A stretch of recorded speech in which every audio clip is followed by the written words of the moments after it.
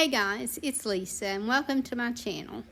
Today we're going to work on just some cottage decor, and I'm going to start with making a large wreath. And this is just a way that you can make a wreath at a very inexpensive price by getting one of these pool noodles from the Dollar Tree. So I'm using these little pieces of wire just to kind of help secure this when I glue it together, because obviously you're just going to take it and make a circle with it and connect the end. And I'm going to hot glue that together, but I wanted to have these wires in here to make sure that it stayed better. So I just add some hot glue and glue one end to the other. And then I taped around that to kind of help it stay in place while it dries.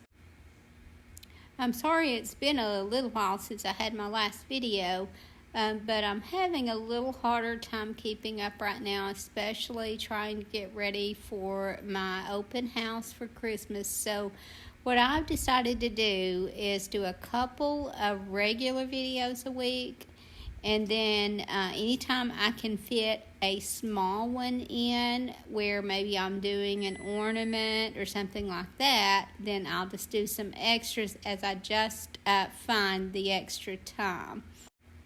I've been trying to do one every couple of days, and that is really hard to keep up with. So again, I'll do 2 regular videos, and then I'll just fit whichever ones I can in. Some days I may post every day, but then there may be some weeks that maybe I only get to do the couple of videos. Now what I'm covering this with is drop cloth, and you can get these at any hardware store. Walmart has them in the paint department, but I've just ripped them into strips, and I like to rip rather than cut them because I like that frayed edge that it gives. And I just kind of keep wrapping until I get this whole thing covered. And these drop cloths come in a few different colors. Some are lighter than others, some have more gray in it, so just use what you like. I think that the ones from Walmart are usually a good color, but just kind of watch the color and see what you like. But this is a very inexpensive fabric, and it has a lot of thickness and durability.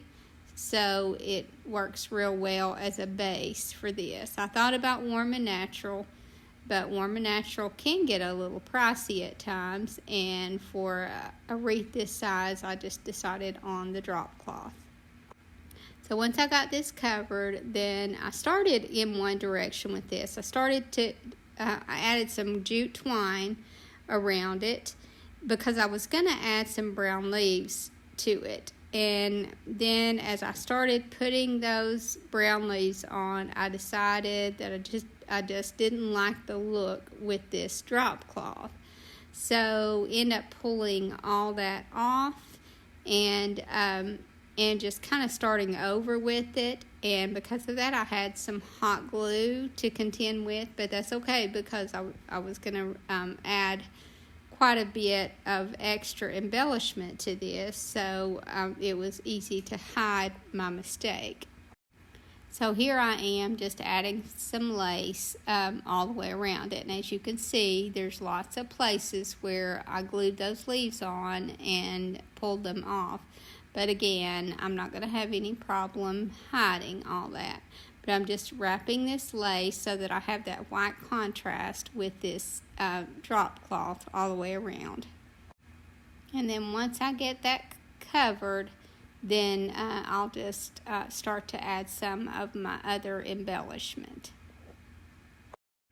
So the first thing that I did is make a scrappy bow, and I'm going to use some of this lace and some torn coffee stain tea towel, and also some raffia grass. I felt like that raffia grass would give it more of a natural look and make my bow more fluffy. So I just took several of these strips together, and I guess these are probably about maybe 10 inches, 8 or 10 inches. And I just kind of alternate them and put them in a pile, and then tie them together in the center, and then that will make your scrappy bow. Again, these are so simple to make, and you can make this out of different types of ribbon if you want to do one for a package, and then you wouldn't have to use as many when you're using wider ribbon. So I just tied that together and then glued it to the wreath. And then I just started making some of the Shabby roses, and out of just different materials. I used some out of the drop cloth, some out of tea towel, and I just kind of placed those randomly all over. And some of the Shabby roses that I did were small, and then some were large. So I just kind of did a combination. Because the wreath is this size, I needed some larger flowers. So I just took that strip of fabric and tied a knot in the end, and then I glued that where I wanted the center of my flower to be. And then I just started wrapping that fabric around my knot, twisting it here and there, and just kind of bunching it up. And as you can see, I'm not taking a lot of pains with these, because that's the joy of these Shabby roses. You don't have to babysit them. They're going to look good no matter what. And so you just keep adding until you get the amount that you want. Again, I used some larger ones, and for some of my larger ones I used the drop cloth because that's a thicker fabric. And then I even used some of the warm and natural fabric to make some of these with. But I just kept adding the Shabby roses. And one tip to making these larger ones, if you want them to be a little more substantial, is when you're wrapping them, don't pull your fabric quite as tight. You can just kind of loosely go around it, and that will make your roses larger, or actually just more 3D, I guess, not as tight to your wreath. Again, you don't have to worry about being very precise. Actually, the more precise you try to be with these roses, the less they look like a rose, in my opinion. But I just kept adding roses, and in the end, I added some very large ones, which you do the same way. You just keep wrapping, and then I added some buttons. And here I'm going to show you how I did one of the large flowers. This here is a little bit thicker strip of the drop cloth, and I'm just kind of loosely wrapping it, and I'll just keep on wrapping until I get it the size that I want it. And here is the wreath complete. So again, I just added whatever I felt like it needed. Some of you might want to just add these Shabby roses almost over the whole surface. I just wanted some of the actual wreath to show as well. Now this is a frame that I had, and I'm going to make some wall art with this. So I start out by giving this 2 coats of the color buttercream. And then, but before I do that, I want to add some of these molds to it, because this has a lot of detail in it, but it's actually some detail that I'm not crazy about. So I wanted to add a little something. This is a mold that I have that I absolutely love, but I use it for resin. And before this, I had never tried to do air dry clay in this. And the reason is because there's so much detail in those leaves that I felt like just pulling it out of the mold would mess up the clay. But it worked out. I just pressed it down in there and pressed it very tight, and then just very carefully kind of rolled that out. And I actually was able to make these, and I made 4 of these because I want to put these in the corners. As you can see, it's kind of touch and go, but it does work. So there is. So I glued those in the corners with some Titebond glue, and then I used my trim molds to make the trim around that. And so I just glued those on with Titebond, and while it was still wet, I painted this with a coat of buttercream, and that's a Dixie Belle color. And then once that dried, I put a second coat on it. And the thing about painting your molds while they're still wet, it works really well. You can glue them on while they're still wet. As a matter of fact, it works much better to glue them on wet. But also painting them while they're wet, you will get less cracking. So it's a good idea to just do all of it while the clay is still wet. And the thing about painting your molds while they're still wet, it works really well. You can glue them on while they're still wet. As a matter of fact, it works much better to glue them on wet. But also painting them while they're wet, you will get less cracking. So it's a good idea to just do all of it while the clay is still wet. I've been really excited this year because I have so many new designs for especially Christmas tree ornaments. I have some other items that I'll be making also, but right now we're working on getting all of our ornaments stocked up. So I'll just get the container that I want to display them in, and I'll do that whole container full of the ornaments. And so my sister and I have been working on those one at a time, and we've just made ourselves a goal that every day we have to at least finish 1 set of ornaments. And today was the day that we finished 2, and one of those I'm going to put in this video. And once I get 2 coats on this and let it dry well, then I'm going to finish this off with some white wax. I decided not to do any distressing. I thought about adding some brown wax to make all the detail pop, but I didn't want to change this color at all. So once this dried well, then I just went over this with some white wax. And then I cut some foam poster board to fit into this and covered it with some scrapbook paper. And then I finished off the back with some brown craft paper to neaten that up. And to do that, I just glued that on, and then I just cut all the excess away, and also cut there so that my little hanger would come through that craft paper. And that's just a good way to neaten up the back of your wall hangings. And then I found this stencil of my of a song title that I like, and it fit just perfectly in this little frame. So I took my makeup brush that I use for stenciling. I will add that in the description because they work so well. And I used some light brown ink and just stenciled that in the center. And I love how this one turned out.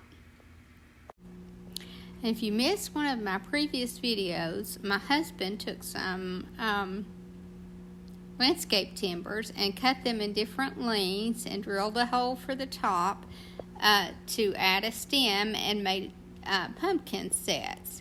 And I decided to use a couple of these and add them to this vignette and decorate them more of a cottage style. So I had already painted these in the color buttercream and then lightly distressed them. And now I'm adding some transfers from the Dixie Belle set called Vintage Post, and I just added these to both of them, and I just took a couple different transfers and put one on the front of each of these. And then I took a couple of drawer pulls and add them to the top of these as the pumpkin stem. And I finished them both off by just adding some different fabrics that I had ripped, just some sheer flowy fabrics that I had ripped, and just tied those around the top of each of these. Now, in hindsight, I love how these look, but in my opinion, they don't look anything at all like pumpkins now. So to me, they look more like bottles. Tell me what you guys think. I don't see pumpkins here at all. But the good thing about that is you're not limited to fall decor on these. But most likely I won't do this kind of look on these again, because again, it's just not a pumpkin look to me. And then I added a hang tag with a little scripture on it, and these were finished. And now I'm going to show you guys the ornament that I made today, and we actually made some angels. And this was Tammy's idea. She found it on Pinterest or something similar, and I was going to have her do this on camera today, but she didn't want to, and she made me do it, so I'm kind of winging it. I didn't really have any idea what I was doing. I just kind of figured it out as I went. So let me know what you guys think. I really like how they turned out. I will say that they were a lot of work, and most likely I won't be able to recoup my time for them, but I'm still happy that I did them. I love having angels as ornaments, and I think that they will sell really well. Now, these are the supplies that we started with. The actual yarn that they used on the one she found, we couldn't find that kind of yarn, so we just kind of used some wispy yarns that we could find. And then I found some really soft sheer fabric that we ripped up into strips. And so these strips are probably, I would guess, about 12 to 16, maybe 16 inches long. But you want a little excess because you can always cut it away. But if it's not long enough, then you obviously can't do anything about that. So here I am trying to figure this out. But what I ended up with was a piece of jute twine that was probably about 18 to 20 inches long. And I put the larger bead on the top. Now I had to figure out a way to keep that top loop from falling through. And obviously I was going to tie a knot in it, but I had to add a little hot glue in the top of it because I wanted to make sure that it stayed in place. But what I also decided to do was add a little bead underneath it as a neck, and I added some hot glue in the center of that so that I could hold that there, and that large bead wouldn't fall down, if that makes sense. And then once that dried well, then I tied that knot in the top and also added some hot glue up there. And I'm not worried about that, any of that hot glue showing, because I'm also going to be adding some hair to this, so it will hide any of that.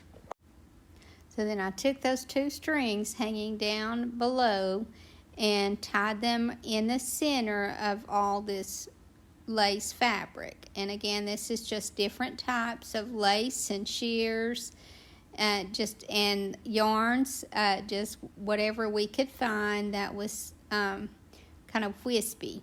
And so then these two strings will hang down underneath that. And then I took another piece of string and tied around the very top there, because that's what I'm going to use for the arm. So just underneath that little bead, I tied another piece of string. And I didn't worry about exactly how much because a lot of that is going to be cut off. And then I wrapped some of the twine around the waist, and I just kind of doubled it around the waist and tied it in the back, and that's what I used to make the waistline. So now I should have 2 strings hanging out from the top for the arms, and then 2 strings dangling at the bottom in the jute for the legs. I just cut that off behind and glued it because I'm going to be adding some wings back there, so that will all be hidden. Now it's starting to look somewhat like an angel. But because I have that neckline there that I don't want to show, then I'm going to add some lace around the top just to kind of form a collar. And then I just strung some smaller beads on for the hands, and just tied a knot in the end where I wanted the length of my arms to be. And I did the same thing with the feet. And that's just all up to you, whatever look you like. But I just kind of guessed at where I wanted my hands to hang. And then I did the same thing with the feet.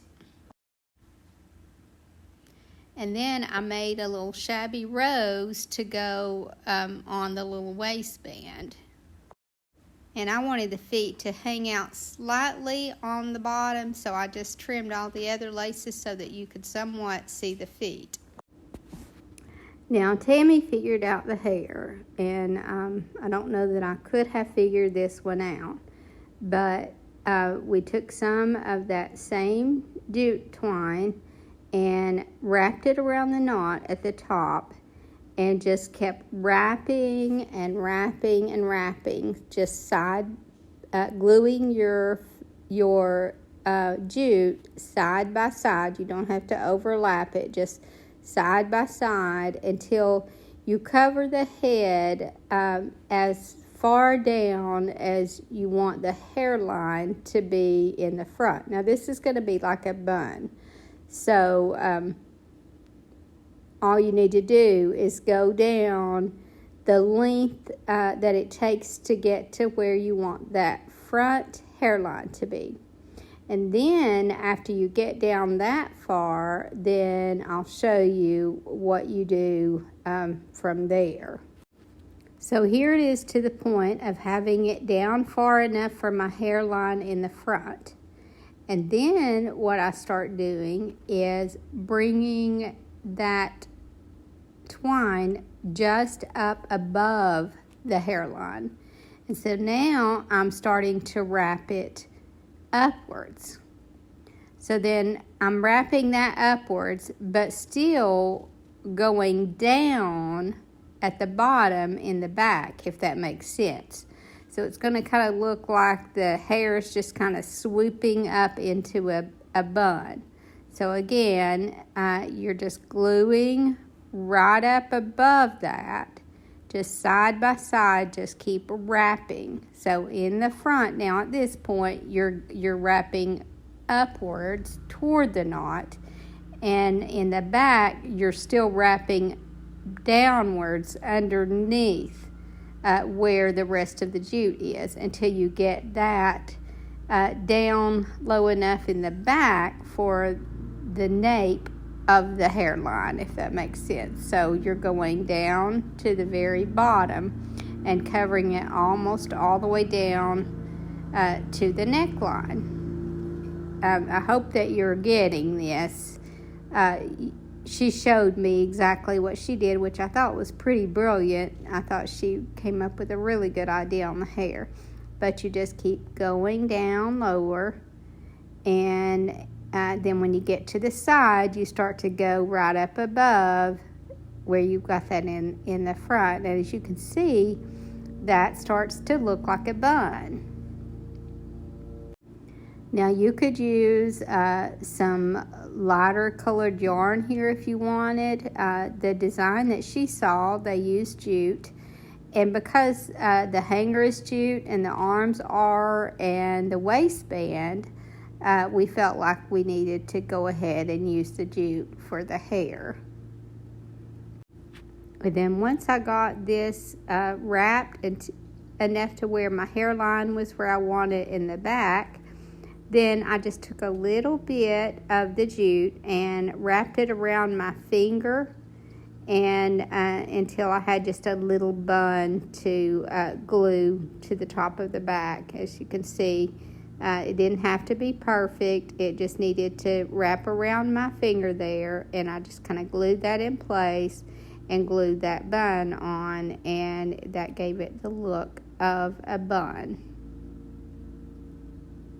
Now, I'm not sure how Tammy did hers, but this worked out for me, and I like the way it turned out.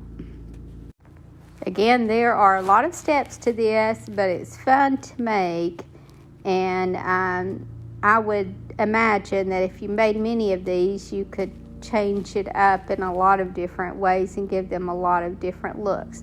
Now, my granddaughter, who's 4, let me know that she doesn't have a face, but I love that look. That's one of the things that I like about the willow tree people. Here I'm shortening one of those legs because I felt like it was too long. And then I shortened it a little too much and had to shorten the other one. So just kind of be careful when you're doing your legs and your arms that you get them at least close in length. Here I am just adding a little hang tag to this one. I wanted to keep this simple, but I think this is some scripture that I put on here. But then I just tied that around that waistband. And somehow I didn't get the footage of that. I guess I erased it when I was editing. I took some little gold cording and glued it into a circle and just glued it to the top of the head for the halo. Again, I just cut that a long enough string of that gold cording and just glued one end to the other and just kind of laid it on the bun and glued where it touched the bun. So you still have some lift in that, but I was able to glue it in a couple of places so that it would stay well, but it still looks like a halo. And then I took a piece of lace that's probably about 8 to 10 inches long, I guess, and folded both sides in so that they kind of cross each other, and then tied a string around the center to gather that together. And that's just a simple way of making some wings. And then on the side that I tied the knot in, that's where I added my glue, and I glued it to the back of her shoulders. And that made a really sweet little angel. I just really love these. Again, there are a lot of steps, and generally I don't do ornaments with a lot of steps, but I'm glad that we did these. I love the way they turned out, and although I most likely can't recoup all of my time in money, but I still enjoyed making these. And we only made 10 of these, and 10 is probably all we're going to make this year, so I guess we'll just have to advertise these as limited editions. My hang tag today is from Judith Thomas in Ohio, and she said she is very new to hang tags, that this is her first one, but I think she did a wonderful job. I love the trim that she used on this, and I like how she added that extra tag to the top. I think that always makes such a big difference. And then I love cardinals, and I know many of you do, and I love how this looked. This is how she did the back. Again, I'll be adding my address in the description for those of you who want to make hang tags and send in for my tree. I hope you guys enjoyed this video, and I hope to see you in the next. Thank you so much for watching. Have a great evening, and God bless you and your family.